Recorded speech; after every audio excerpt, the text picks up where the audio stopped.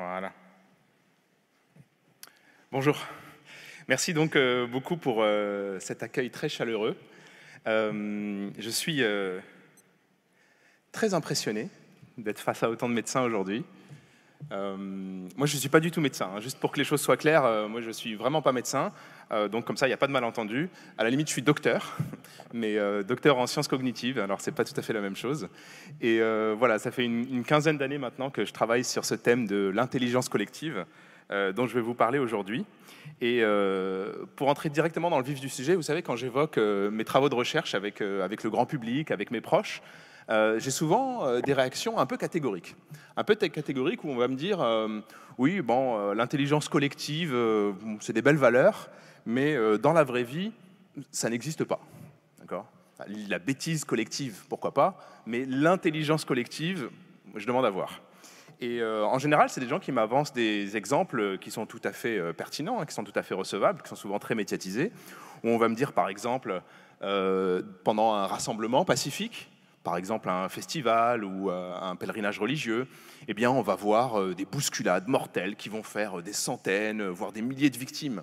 Et que ça, c'est pas un grand symbole d'intelligence, hein. C'est vrai.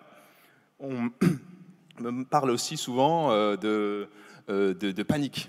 On me dit, bah, la foule, elle panique pour un rien. Les gens se mettent à courir dans tous les sens et c'est une forme d'exagération émotionnelle. Donc ça, au nouveau, c'est pas particulièrement intelligent. Les gens vont, on a vu ça récemment, dévaliser les rayons de papier toilette pendant une crise sans qu'on comprenne vraiment pourquoi. Et ils vont se jeter, comme vous pouvez le voir sur ces images, parfois un peu bêtement, sur des promotions de quelques euros pendant le Black Friday. D'ailleurs, ce sont des images assez intéressantes, hein. C'est des phénomènes qu'on étudie parfois, que j'ai souvent l'habitude d'appeler une évacuation inversée. Vous savez, parce que c'est exactement la même dynamique qu'une évacuation d'urgence, sauf que les gens veulent entrer au lieu de sortir. C'est assez fascinant. Certaines personnes du grand public, un peu plus informées, me disent parfois, d'ailleurs, Gustave Le Bon, déjà en son temps, ne croyait pas en l'intelligence collective. Et c'est tout à fait vrai. Gustave Le Bon, donc, qui est le père de la psychologie sociale, écrivait déjà en 1895, dans son fameux Psychologie des foules, que les foules sont impulsives, irritables, incapables de raisonner, de porter un jugement, et que ce sont des caractères que l'on observe, je cite, chez des êtres appartenant à des formes inférieures d'évolution. Okay ? Donc pour lui, c'est très clair, l'intelligence collective, ça n'existe pas. Et d'ailleurs, cette méfiance populaire vis-à-vis du collectif et de la foule, vous pouvez la retrouver assez facilement si vous faites une recherche sur Google. Vous allez chercher, par exemple, des citations en lien avec la foule, hein, j'ai fait ça récemment, et on en trouve tout un tas comme ça, assez amusantes, qui sont attribuées un peu à n'importe qui, hein, je dois le dire, en fonction des sites. Souvent, c'est Einstein ou Gandhi. Je ne sais pas pourquoi, c'est toujours ces deux-là qui ressortent. Et j'en ai préparé quelques-unes pour vous ici. Donc on a l'intelligence d'une foule est inversement proportionnelle au nombre d'individus qui la composent. D'accord ? Donc plus on est nombreux, plus on est bête, quoi, en gros. Une deuxième, le QI d'une foule est égal à celui du plus imbécile de ses membres. Okay ? Donc ce sont des tournures qui sont un peu techniques comme ça, qui laissent penser qu'il y a un fond scientifique derrière, mais en fait pas du tout. Donc avec cette intro, vous devez vous dire, bah, c'est super, il va nous expliquer qu'en fait tout ça c'est des idées reçues et qu'en réalité le collectif est intelligent toujours, en toutes circonstances, etc. Bah, en fait, c'est pas vraiment ce que je vais faire, hein. Moi, je suis pas un militant de l'intelligence collective, hein. Moi, je suis juste chercheur. Et donc, ce que je vais faire plutôt, c'est que je vais m'interroger avec vous sur les conditions qui peuvent éventuellement conduire un collectif à se comporter de manière intelligente ou pas. D'accord ? On va essayer de voir ensemble. Et la méthode qu'on va utiliser, c'est juste une méthode scientifique, hein, toute simple, c'est-à-dire qu'on va mesurer différentes formes d'intelligence dans un groupe, et puis on va voir quels sont les mécanismes qu'il y a derrière. On va essayer de comprendre comment ça se fait que dans ce cas-là, c'est plutôt intelligent, puis dans ce cas-là, ça ne l'est plutôt pas. D'accord ? Alors pour commencer, par exemple, je vais rebondir sur cette citation, hein, le QI d'une foule. C'est intéressant comme notion, ça, le QI d'une foule, parce que le QI, c'est quelque chose qu'on peut mesurer, hein, c'est une valeur chiffrée. Donc pourquoi ne pas prendre cette citation au mot et puis se dire, moi je vais aller mesurer concrètement le QI d'une foule et puis je vais voir s'il est égal à celui du plus imbécile de ses membres, comme le dit la citation. Pourquoi pas, après tout, on peut imaginer faire un truc comme ça, hein.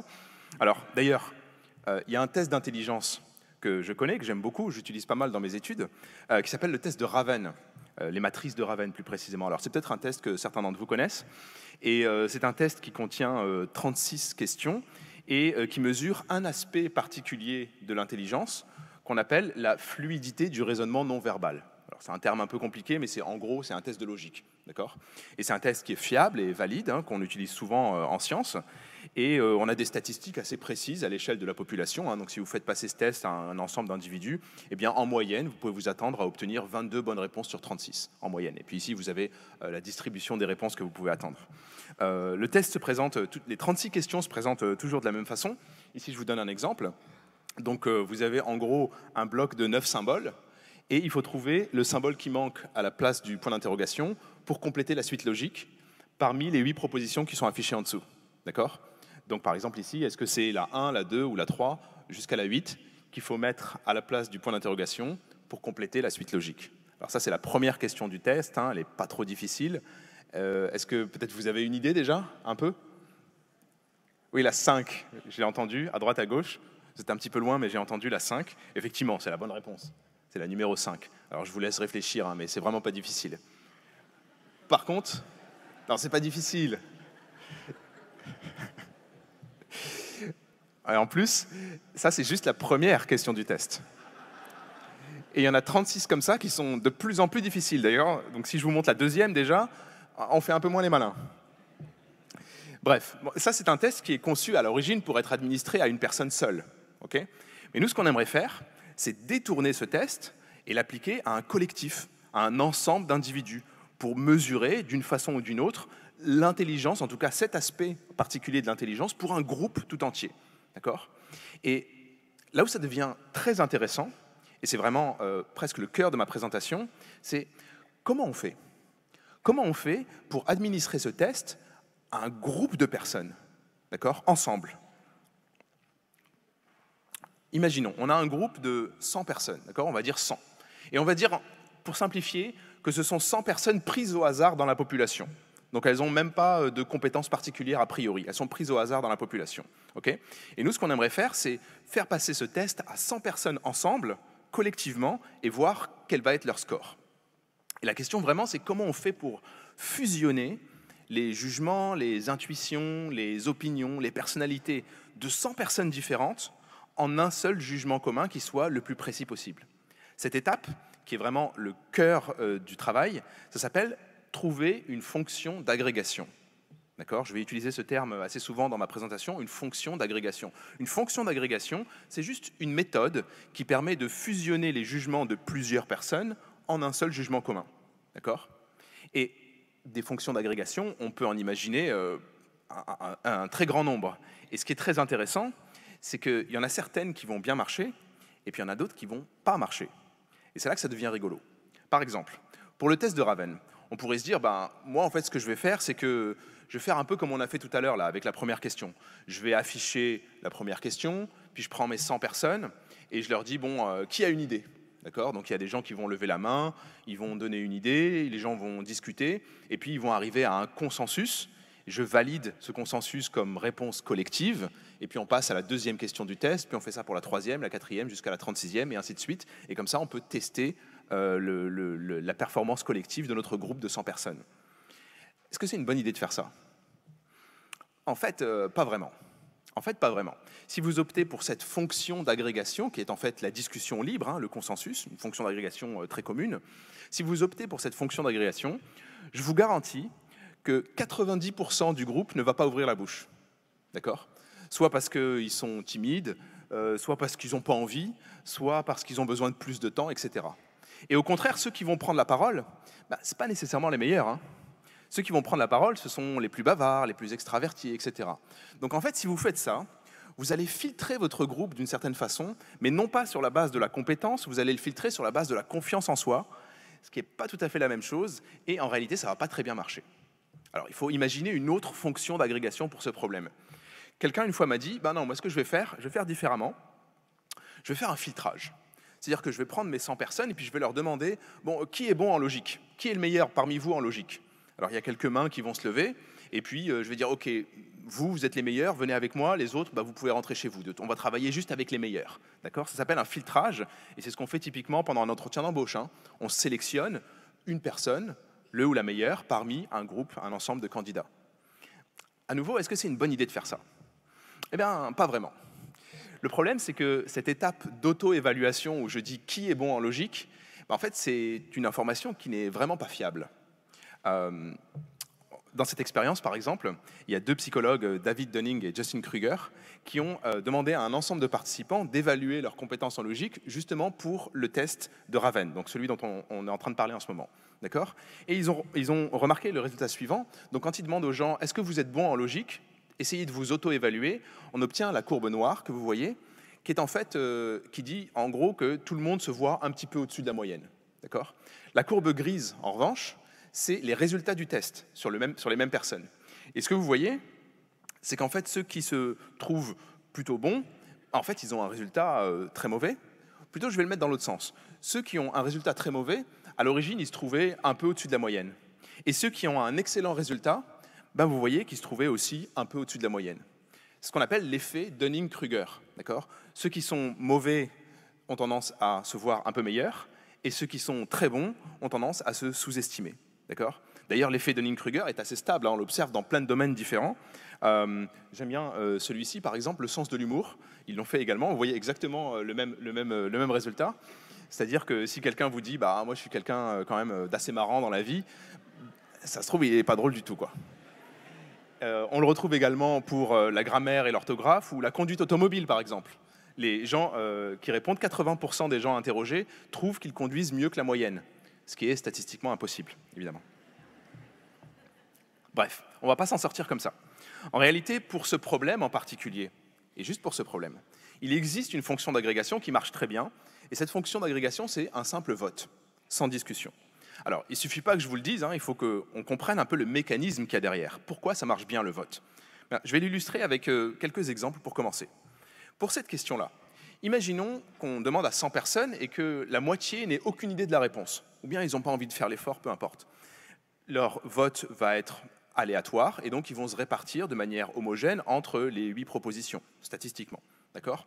Parmi ceux qui restent, qui ont une idée, il y en a peut-être certains qui vont comprendre, et c'est important, juste une partie du problème. Ils n'auront pas la réponse exacte, mais ils vont comprendre juste une partie du problème. Par exemple, disons 20% de ceux qui restent vont comprendre, 20% du groupe vont comprendre que la forme qu'on cherche, c'est un sablier. Parce qu'ils vont voir la première colonne, c'est que des rectangles, la seconde, c'est que des triangles, la troisième, des sabliers. Ah, on cherche un sablier, sauf que des sabliers dans les propositions, il y en a 3, la proposition 1, la 4 et la 8. Donc ces gens-là, statistiquement, vont se répartir entre ces 3 propositions. Peut-être que d'autres, disons encore 20% du groupe, vont comprendre un autre aspect du problème. Eux, ils vont comprendre qu'il y a un effet de rotation, d'accord, qu'on cherche en fait un sablier vertical. Et des sabliers verticaux, il y en a 2, proposition 4, proposition 8, et donc ils vont se répartir entre ces 2 propositions. Et imaginons que seulement 10% du groupe ait trouvé la bonne réponse, et bien effectivement, avec la couleur qui est au milieu, la couleur noire, et bien ceux-là vont répondre 8. Avec ces proportions que j'ai choisies de manière complètement arbitraire, juste pour illustrer, on voit qu'effectivement, la majorité, la barre la plus haute, va sur la bonne réponse, la réponse 8. Et ce qui est super, c'est que je peux changer ces proportions comme je veux, ça va toujours marcher. Par exemple, imaginons que la question soit horriblement difficile. 85% n'ont aucune idée. Seulement 10% ont compris le sablier, 4% ont compris le sablier vertical et seulement une personne sur 100 a effectivement compris la logique. Eh bien, la barre la plus haute sera toujours sur la réponse 8. Okay. J'ai fait cette expérience avec des groupes de 100 personnes, de manière répétée. Et pour cette question, voilà le résultat obtenu. Exactement ce que prédit la théorie. C'est-à-dire qu'on a dans l'ordre la proposition numéro 8, puis la 4, puis la 1. Exactement ce qu'on avait calculé. Une autre question, beaucoup plus complexe celle-ci. Je ne vais pas vous laisser le temps de réfléchir. Mais elle est vraiment difficile, la plupart des gens se trompent. Pour cette question, on fait à nouveau notre sondage sur des groupes de 100 personnes, on obtient cette distribution, et effectivement, la réponse 3 est la meilleure. Prenons le test dans son ensemble. 36 questions. Voilà le résultat.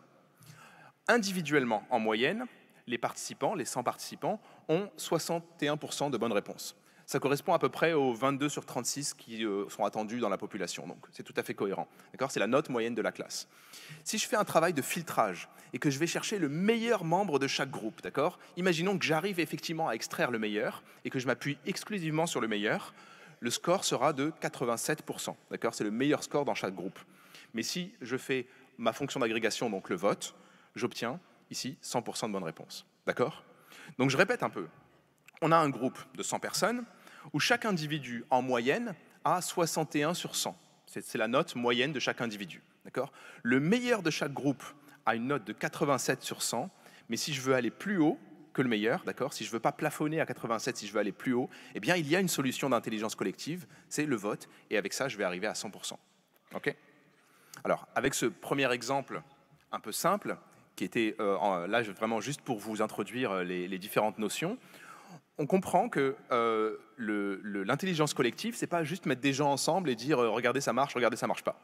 L'intelligence collective, c'est vraiment ce travail d'essayer de trouver la bonne fonction d'agrégation et donc de comprendre un petit peu les mécanismes cognitifs qu'il y a derrière chaque problème.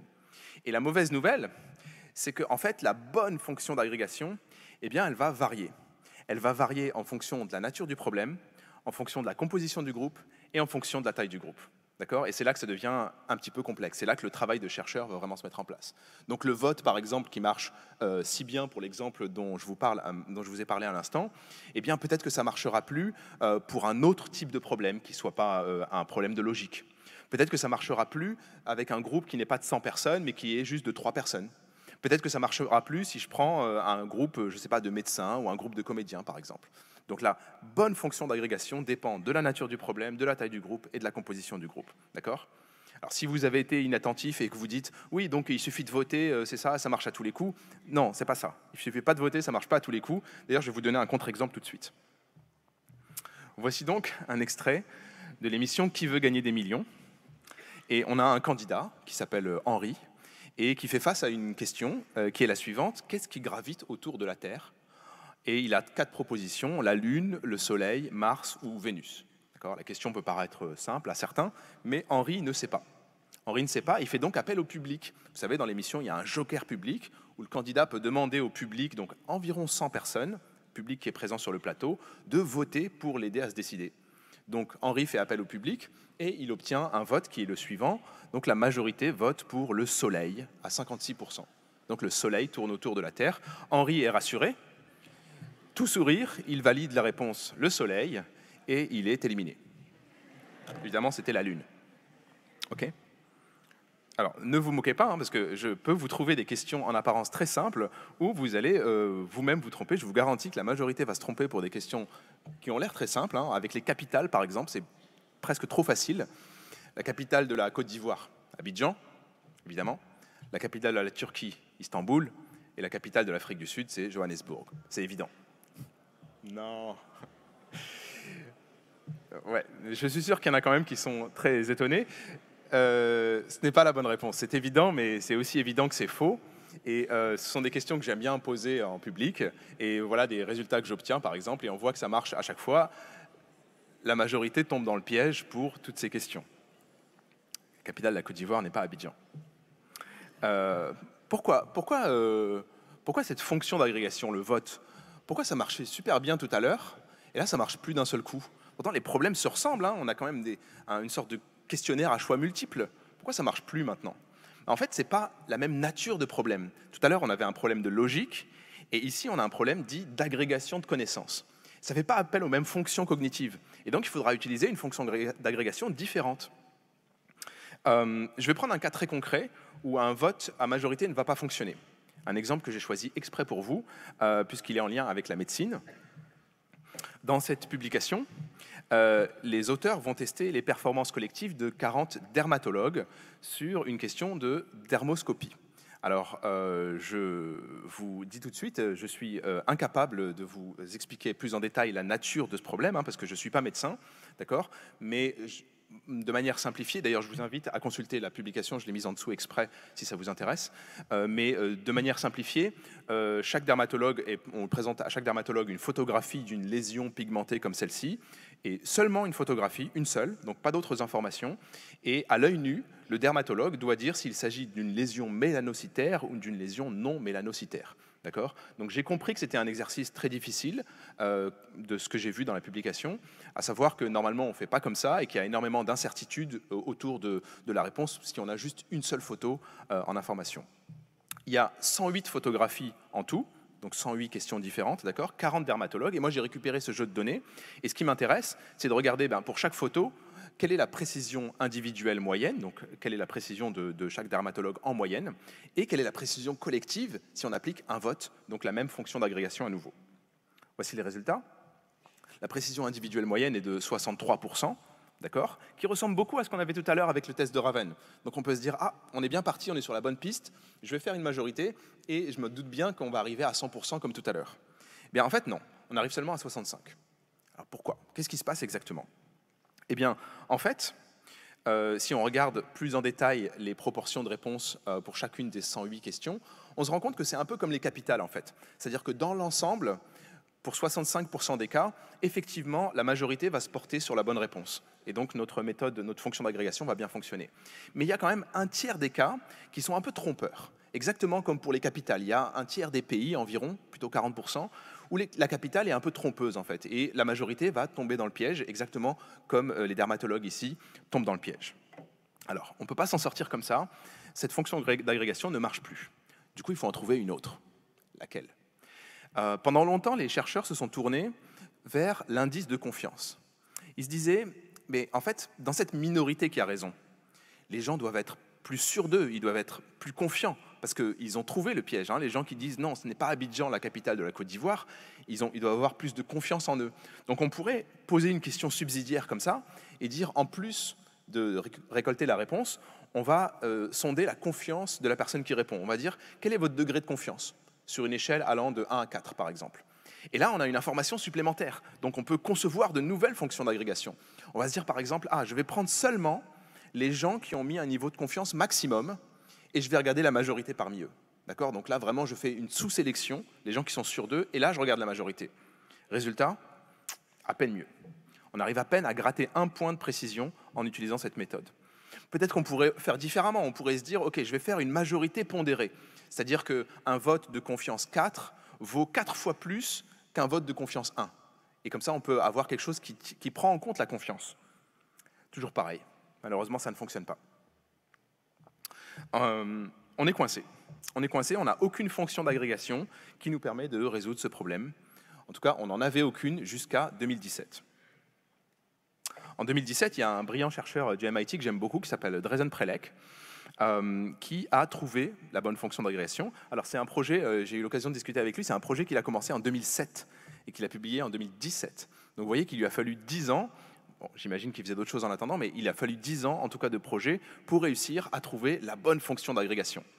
Et il a ce projet dont le titre est très explicite, hein, en anglais, Finding the Truth When Everybody's Wrong, donc trouver la bonne réponse quand tout le monde se trompe. Et Prelec, il a exploré une multitude de domaines où la majorité a tendance à se tromper. D'accord? Donc il a travaillé sur les capitales, il a travaillé sur le jeu de données de dermatologie dont je vous parlais, travaillé sur des questions de culture générale, il travaille sur des questions d'estimation d'œuvres d'art. Alors ça marche à tous les coups aussi. Donc on vous montre une œuvre d'art et vous devez choisir est-ce qu'elle vaut moins de 1 000 $ ou plus d'1 million de dollars. D'accord? Donc moi, par exemple, qui suis néophyte, je vois la première, je me dis, bon, ça a l'air un peu profond, un peu subtil, donc c'est probablement plus d'1 million. Et la deuxième à côté, bon, elle est un peu nulle, donc probablement moins de 1 000 $. Évidemment, c'est l'inverse.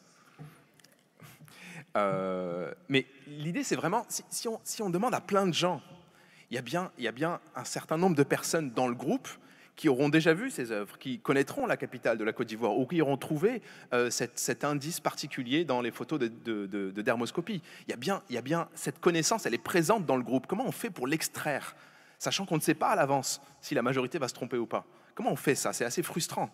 Eh bien, Prelec, lui, il a trouvé.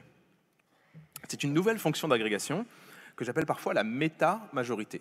D'accord? Elle consiste à poser à chaque membre du groupe 2 questions. La première, c'est celle dont on veut la réponse. Donc par exemple ici, Madrid est la capitale de l'Espagne, oui ou non. D'accord? La deuxième question, elle est plus subtile. C'est une question de métacognition où on demande aux participants, à votre avis, que vont répondre les autres? D'accord? On demande aux membres du groupe d'essayer d'anticiper où va se trouver la majorité pour cette question. Et pourquoi c'est malin de faire ça? C'est très malin en fait. Prenons l'exemple de la capitale de l'Espagne. Madrid, capitale de l'Espagne, oui. On répond oui parce que c'est évident. Que vont répondre les autres? Ils vont répondre oui aussi, parce que c'est évident aussi. D'accord? Donc tout le monde va dire oui, Madrid est la capitale de l'Espagne. En fait, vous n'avez aucune raison de penser que les autres vont répondre différemment de vous. Donc si vous regardez les distributions de réponses à ces deux questions, elles vont être identiques. Vous n'avez aucune raison de penser que ça va être différent. À moins que vous n'ayez anticipé un piège. Question sur la Côte d'Ivoire. Quelle est la capitale? Non, Abidjan est la capitale de la Côte d'Ivoire. La plupart des gens répondront oui, parce que c'est évident. Que vont répondre les autres? La plupart des gens répondront, ils vont répondre oui aussi, parce que c'est évident, d'accord? Mais vous, maintenant, qui savez, vous connaissez le piège, d'accord? Vous, si je vous pose ces deux questions, vous allez répondre non, Abidjan n'est pas la capitale de la Côte d'Ivoire. Et que vont répondre les autres? Ils vont répondre oui, parce que vous connaissez le piège. Maintenant, si je regarde la distribution de réponses à ces deux questions, je vois qu'il y a une anomalie.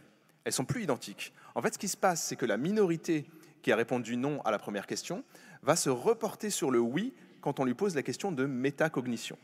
Eh bien, si vous voyez ce motif apparaître, si vous voyez cette anomalie, c'est le signe que vous êtes face à une question piège. Et dans ce cas-là, c'est la minorité qui détient la bonne réponse. D'accord? Prelec a testé donc cette nouvelle méthode de méta-majorité sur les différents domaines dont je vous parle, les capitales, les données de thermoscopie, la culture générale et les œuvres d'art, et à chaque fois, ça marche très bien. En réalité, c'est la méthode qu'on connaît le mieux en ce moment pour tous les problèmes d'agrégation de connaissances. OK ? Voilà, donc j'ai essayé de vous illustrer un petit peu tout ça. C'est un petit peu ce qu'on fait au laboratoire aujourd'hui. Donc on établit une sorte de répertoire de fonctions d'agrégation qui marchent ou ne marchent pas en fonction de la nature du problème, en fonction du contexte. Et les problèmes peuvent être beaucoup plus complexes. Là, j'ai fait vraiment une introduction très légère, mais si j'avais 2 heures avec vous au lieu de 30 minutes, eh bien, je vous parlerai de problèmes d'estimation, de problèmes de prédiction, je vous parlerai de problèmes d'optimisation, de problèmes d'innovation, de création collective, etc. Il y a une multitude de problèmes différents avec une multitude de méthodes différentes qui s'appliquent à chaque fois, qui peuvent être très sophistiquées, beaucoup plus sophistiquées qu'un simple vote. Alors, il me reste 3 minutes, j'aimerais vous parler rapidement d'une fonction d'agrégation en particulier qu'on utilise vraiment très souvent, qui est la discussion. Vous allez me dire, oui, nous, à chaque fois qu'on doit prendre une décision, on s'assoit ensemble, on discute et puis on décide comme ça. Alors, pour le test de Raven, j'avais écarté cette option parce qu'il y en a une qui marchait beaucoup mieux. Mais vous pouvez me dire, qu'est-ce que ça vaut, quoi? Est-ce que ça marche bien juste de discuter comme ça ou est-ce que c'est vraiment complètement nul? Eh bien, quand on fait des expériences en laboratoire contrôlé, on fait ça, on invite des participants, on les laisse discuter autour d'une table pour trouver la solution à un problème et puis on essaie d'évaluer si c'était une bonne solution ou non. Quand on fait ça en laboratoire, en fait, le résultat est un peu imprévisible. C'est-à-dire que des fois ça marche, puis des fois ça marche pas. En réalité, il y a énormément de biais qui vont se glisser dans une discussion et qui vont rendre le résultat imprévisible. Par exemple, le biais le plus commun que vous connaissez sûrement, c'est l'inégalité du temps de parole. D'accord ? Vous avez dans une discussion toujours quelqu'un qui parle plus que les autres. Si vous rangez les gens qui parlent du plus bavard au moins bavard, vous obtenez un schéma qui ressemble à ça. Donc le plus bavard parle en général 2 fois plus que le deuxième plus bavard, etc. Et ça, c'est un problème en termes d'intelligence collective, parce que ça veut dire que la décision du groupe, en fait, va être restreinte à la décision d'une seule personne, la plus bavarde. Et souvent, c'est basé sur un attribut un peu arbitraire, par exemple le fait d'être un homme, ou le fait d'être plus âgé, ou le fait d'avoir un statut professionnel plus important. Et des biais de ce genre, il en existe une dizaine, peut-être même une quinzaine, qui vont rendre la discussion imprévisible. Il y a toutefois de l'espoir, des promesses dans ce domaine, parce qu'il y a des études qui montrent qu'on peut aller un peu plus loin. Par exemple, cette étude du MIT qui a été conduite par Anita Woolley, ils ont formé des groupes d'individus, donc des petits groupes, des groupes de 5, et ils les ont testés sur un ensemble de problèmes différents. Et ils ont fait une découverte assez intéressante. Ils se sont rendus compte que la performance d'un groupe est stable d'un problème à l'autre et dans le temps. D'un problème à l'autre, ça veut dire que si vous prenez un groupe, vous remarquez que le groupe fonctionne bien pour un type de problème, par exemple un problème de logique, eh bien ça va marcher aussi pour un autre type de problème, et encore aussi pour un autre type de problème, comme si le groupe fonctionnait bien. Et si vous essayez de dissoudre le groupe et que vous le reformez, disons 6 mois plus tard, vous obtenez toujours des résultats cohérents. D'accord ? C'est comme s'il y avait quelque chose à l'intérieur d'un groupe qui faisait que ce groupe marche bien ou ne marche pas. Et du coup, on a vraiment envie de savoir c'est quoi ce quelque chose. Parce que ce serait super de pouvoir avoir cette clé qui détermine pourquoi un groupe marche, pourquoi un groupe ne marche pas. Ils ont tout testé. Ils se sont dit, peut-être qu'un groupe qui marche, c'est un groupe qui est fait de gens qui sont intelligents. Mais en fait, non. Il n'y a pas de corrélation entre la performance individuelle moyenne des membres du groupe et la performance du groupe. Vous pouvez prendre des gens super intelligents, puis vous les mettez ensemble et ils n'arrivent à rien. Il n'y a pas de corrélation. Peut-être que c'est juste le meilleur, un effet leader. Peut-être qu'il y a dans le groupe une personne, en fait, qui est vraiment super forte. Toujours pas. Pas de corrélation. Peut-être que c'est la satisfaction, la cohésion, la motivation du groupe. Non, tout ça ne corrèle pas avec la performance du groupe. Alors c'est quoi exactement, se demandent les chercheurs. En fait, ils ont trouvé des attributs prédictifs, l'égalité du temps de parole, la synchronisation faciale, je ne rentre pas dans les détails parce que je suis un peu juste dans le temps, et surtout un attribut qui est vraiment primordial, qui détermine très fortement la performance du groupe, c'est ce qu'on appelle la sensibilité sociale. Et la sensibilité sociale, c'est une chose qu'on peut mesurer très facilement à l'aide d'un test qui s'appelle le test de lecture dans les yeux. D'accord ? Donc vous montrez une photographie comme celle-ci à une personne, c'est un acteur qui exprime une émotion, et on coupe la photo juste au niveau des yeux. Et on demande quelle est l'émotion qui est exprimée par ce regard. Eh bien, figurez-vous qu'il y a des gens qui arrivent à faire ça très très bien, qui sont très à l'aise pour faire ça, et puis il y en a d'autres qui n'y arrivent pas du tout.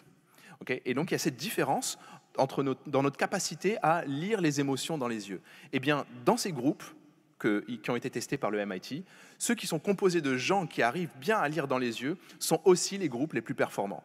D'accord ? Et en fait, l'intelligence du groupe, elle réside non pas dans l'unité, dans l'intelligence des individus, mais plus dans la façon dont les gens interagissent les uns avec les autres.